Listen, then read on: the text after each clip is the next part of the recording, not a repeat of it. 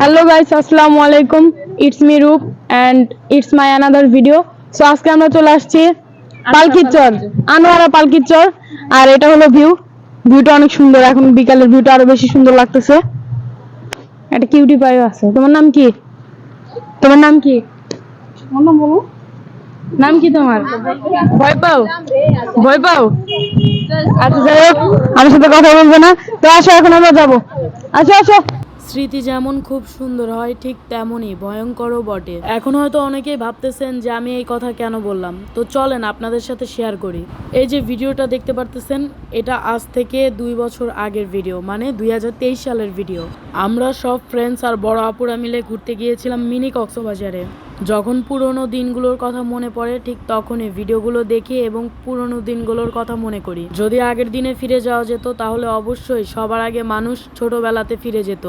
যদিও সেটা আর সম্ভব নয়, এই কারণেই সুন্দর মুহূর্তগুলো ধরে রাখুন। ভিডিওতে যেমনটা দেখতে পারতেছেন, আমি একটু রিপোর্টার হওয়ার ট্রাই করতেছিলাম, সবাইকে জিজ্ঞাসাবাদ করতেছিলাম। এতটুক পর্যন্ত ঠিক ছিল।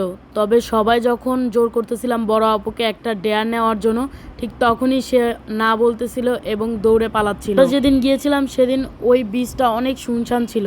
তবে হুট করে আমাদের একটা কাপলের দেখা মিলল। তখনই আমাদের মাথায় ফোন দিয়ে আসলো বড় আপুকে ওই কাপলদের মাঝখানে গিয়ে একটা ছবি তুলে দিতে বলবো। আমি তো তাকে বারবার জোর করতেছিলাম যে যাও, তুমি এইভাবে তাকে বলবা যে আমাকে একটা ছবি তুলে দাও, কিন্তু সে কিছুতে ডেয়ারটা নিতে রাজি হচ্ছিল না। অবশেষে আমাকে বলতেছে ডেয়ারটা নেওয়ার জন্য। তবে আমিও তো কাউকে ভয় পাই না, আমি বললাম ওকে ডান। তো আমি চলে যাচ্ছি কাপলটার কাছে, গিয়ে বলবো আমার একটা ছবি তুলে দিতে। আমি একটু নার্ভাস হচ্ছিলাম, কিন্তু তারপর বুকে অনেক সাহস জমিয়ে চলে গেলাম তাদের কাছে। এবং ভাইয়াটাকে জিজ্ঞেস করলাম, ভাইয়া আমার একটা ছবি তুলে দিবেন। ক্যামেরার দিকে তাকিয়ে বলতেছে, এই আমাদের ভিডিও করো না, ভিডিও করো না। শোনার সাথে সাথে আমি ওখান থেকে চলে আসলাম, আর মনে মনে ভাবতেছি ধরে যে পিটায় নাই, এটাই তো অনেক কিছু। তবে যাই বলেন, জায়গাটার ভিউটা অসাধারণ সুন্দর ছিল। জলের অসম্ভব সুন্দর বাতাস আর সমুদ্রের উত্তাল ঢেউ আমাকে মুগ্ধ করেছে। আর আপনারা এই মিনি কক্সবাজারে কিভাবে যাবেন এবং এটার লোকেশনটা কোথায়, সবকিছু ডেসক্রিপশন বক্সে দেওয়া থাকবে। আর যারা ফেসবুক থেকে দেখতেছেন তারা একটা কমেন্ট করেন, আমি লোকেশনটা বলে দিব।